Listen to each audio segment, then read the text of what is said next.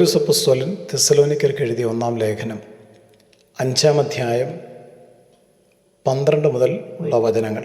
സഹോദരന്മാരെ, നിങ്ങളുടെ മധ്യത്തിൽ കഠിനാധ്വാനം ചെയ്ത് നിങ്ങളെ കർത്താവിൽ ഭരിക്കുകയും പ്രബോധിപ്പിക്കുകയും ചെയ്യുന്നവരെ ആദരിക്കണമെന്ന് ഞങ്ങൾ അപേക്ഷിക്കുന്നു.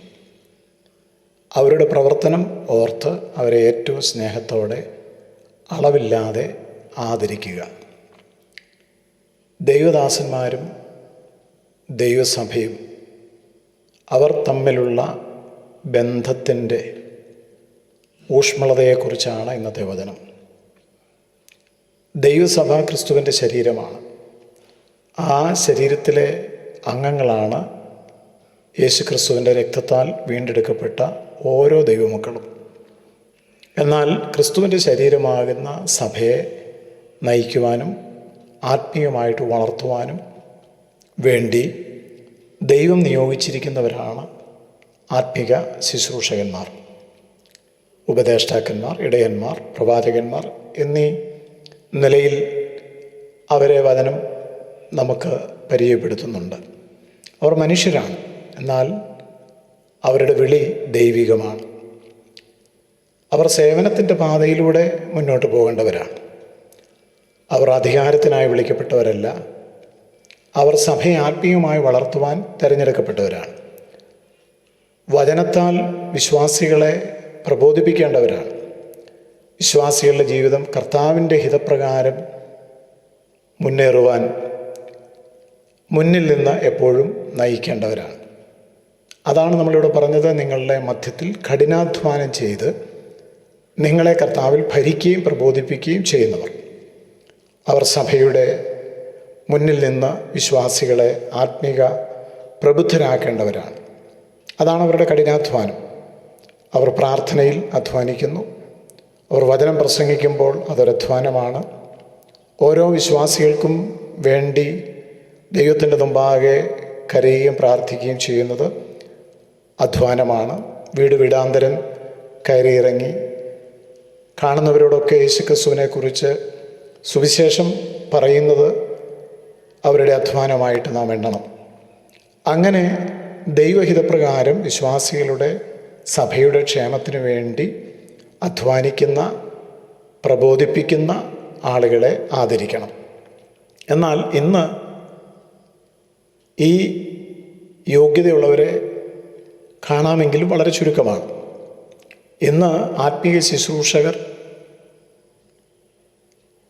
ദൈവിക വിളി ഉണ്ടെന്ന് അഭിമാനിക്കുന്നവർ പലപ്പോഴും ഈ നിലയിലൊന്നും അധ്വാനിക്കുന്നതായിട്ട് കാണുന്നില്ല. പൂർണ്ണ സമയ സുവിശേഷ വേലക്കാർ എന്ന് വിളിക്കപ്പെടുന്ന ആളുകളിൽ ചിലരൊക്കെ നന്നായി അധ്വാനിക്കുന്നവരുണ്ട്. എന്നാൽ മറ്റു ചിലർ ബ്രോക്കർ പണിയും വസ്തുക്കച്ചവടവും വണ്ടിക്കച്ചവടവും ആയിട്ട് നടക്കുകയും ദൈവസഭയുടെ പരിപാലനം ഒരു സൈഡാക്കി മാത്രം കൊണ്ടുപോവുകയും ചെയ്യുന്നവരാണ്. അവരെ സംബന്ധിച്ചല്ല പൗലോസ് അപ്പോസ്തലൻ ഇവിടെ പറഞ്ഞിരിക്കുന്നത്. അവർ അവരുടെ സ്വാർത്ഥ ജീവിതത്തിൻ്റെ നേട്ടങ്ങൾക്ക് വേണ്ടിയാണ് ഈ ശുശ്രൂഷ ഉപയോഗിക്കുന്നത്. അവർ വിശ്വാസികളെ ചൂഷണം ചെയ്യുകയാണ്. ആത്മീയ ശുശ്രൂഷ ധനസമ്പാദനത്തിനുള്ളൊരു മാർഗമായിട്ട് മാത്രം അവർ കാണുന്നു. എന്നാൽ സേവനത്തിൻ്റെ പാത തിരഞ്ഞെടുത്ത് ആത്മീയമായിട്ട് സഭ വളരണം, വിശ്വാസികളെ വചനത്തിൽ പ്രബോധിപ്പിക്കണം, കർത്താവിൻ്റെ ഹിതപ്രകാരം അവരെ നയിക്കണം എന്ന് ചിന്തിക്കുന്ന ആത്മീയ ശുശ്രൂഷകർ, അവരുടെ പാത പലപ്പോഴും ത്യാഗം നിറഞ്ഞതാണ്. അവരുടെ പ്രാർത്ഥനകളും കണ്ണുനീരുകളും പരിശ്രമങ്ങളും പലപ്പോഴും പലരുടെയും ദൃഷ്ടിയിൽ ഉണ്ടാകില്ല. എന്നാൽ വിശ്വാസികളുടെ ഉത്തരവാദിത്വത്തെക്കുറിച്ച് ഇവിടെ പറഞ്ഞിരിക്കുന്നു. ദൈവദാസന്മാരെ ആദരിക്കുക. ആദരവെന്ന് പറയുന്നത് വെറും വാക്കുകളിൽ പ്രകടിപ്പിക്കുവാനുള്ളതൊന്നും അല്ല. അവരുടെ സേവനത്തെ വിലമതിച്ചുകൊണ്ട്, അവരുടെ ഉപദേശങ്ങളെ മാനിച്ചുകൊണ്ട്, അവരുടെ ജീവിതത്തിലെ ഭാരങ്ങളെ മനസ്സിലാക്കി അവർക്ക് വേണ്ടി പ്രാർത്ഥിക്കുകയും അതൊരു കടമയായിട്ട് മാത്രമല്ല ദൈവവചനത്തോടുള്ള അനുസരണത്തിൻ്റെ പ്രകടനമായിട്ട് കാണുകയും ചെയ്യണം. അവരെ ഏറ്റവും സ്നേഹത്തോടെ അളവില്ലാതെ അവരെ സ്നേഹിക്കുന്നതിന് അളവ് വെക്കരുത്, പരിധി വെക്കരുത്. അളവില്ലാതെ അവരെ ആദരിക്കുക എന്ന വചനം പറയുന്നു. അപ്പോൾ സ്നേഹമാണ് ഇവിടുത്തെ പ്രധാനപ്പെട്ട വിഷയം. സഭയും ദൈവദാസന്മാരും തമ്മിലുള്ള ബന്ധം അധികാരബന്ധമല്ല, അത് സേവനത്തിൻ്റെ മാത്രം ബന്ധമല്ല, അത് സ്നേഹത്തിൻ്റെ ബന്ധമാണ്. ഈ സ്നേഹബന്ധം ഏതൊക്കെ സഭയിൽ നിലനിൽക്കുന്നുണ്ടോ അവിടെ ഐക്യമുണ്ട്, ആത്മീയ വളർച്ചയുണ്ട്, അവിടെ ദൈവത്തിൻ്റെ മഹത്വം വളരെ പ്രകടമാകുന്നുണ്ട്. ഇന്നത്തെ കാലഘട്ടത്തിൽ ദൈവദാസന്മാരെ പലപ്പോഴും ആളുകൾ വിമർശിക്കുന്നു, അവരെ അവഗണിക്കുന്നു. അതിന് കാരണവും ഉണ്ടാകാം.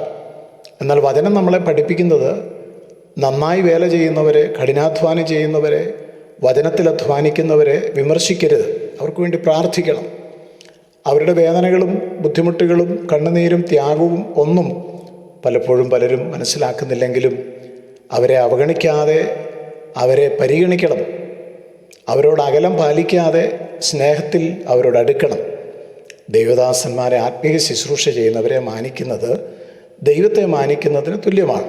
എന്നെ മാനിക്കുന്നവരെ ഞാൻ മാനിക്കും എന്ന് പറയുന്നത് ഇത്തരുണത്തിൽ നാം ഓർക്കണം. അതുകൊണ്ട് തെസ്സലോനിക്ക ലേഖനത്തിൽ പൗലോസ് അപ്പോസ്തലൻ ഈ പ്രബോധനം നൽകുമ്പോൾ ദൈവസഭയും ദൈവസഭയെ ശുശ്രൂഷിക്കുന്നവരും തമ്മിലുള്ള ആത്മീയ ബന്ധത്തിൻ്റെ ഒരു ക്രമീകരണം ആണ് അവിടെ ഉദ്ദേശിക്കുന്നത്. ഇങ്ങനെ ക്രമീകരണം ഉണ്ടാകുമ്പോൾ സഭ ഒരു ആത്മീയ കുടുംബമായിട്ട് മാറുകയാണ്. ദൈവദാസന്മാരെ നമുക്ക് സ്നേഹിക്കാം, നന്നായി കർത്താവിൽ അധ്വാനിക്കുന്നവരെ ആദരിക്കാം, അവർക്ക് വേണ്ടി ദൈവത്തോട് പ്രാർത്ഥിക്കാം. അങ്ങനെ നാം ചെയ്യുമ്പോൾ സഭയിൽ സമാധാനമുണ്ടാകുന്നു, ഐക്യതയുണ്ടാകുന്നു, ദൈവനാമം മഹത്വപ്പെടുന്നു.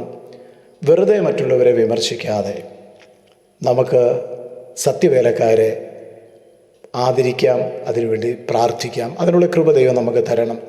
അപ്പോൾ തന്നെ ദൈവവേല എന്ന് പറഞ്ഞ്, ആത്മീയ ശുശ്രൂഷ എന്ന് പറഞ്ഞ് വസ്തുക്കച്ചവടവും ലോകപരമായ ജീവിതവും ഒക്കെ ചെയ്യുന്നവർ മടങ്ങി വന്ന് യഥാർത്ഥത്തിൽ കർത്താവിനെ സേവിപ്പാൻ സമർപ്പിക്കുകയും ചെയ്യണം. ദൈവം നമ്മളെ അനുഗ്രഹിക്കട്ടെ. കർത്താവേ, അവിടുത്തെ വചനം ഞങ്ങൾക്ക് നൽകിയതിനായി സ്തോത്രം.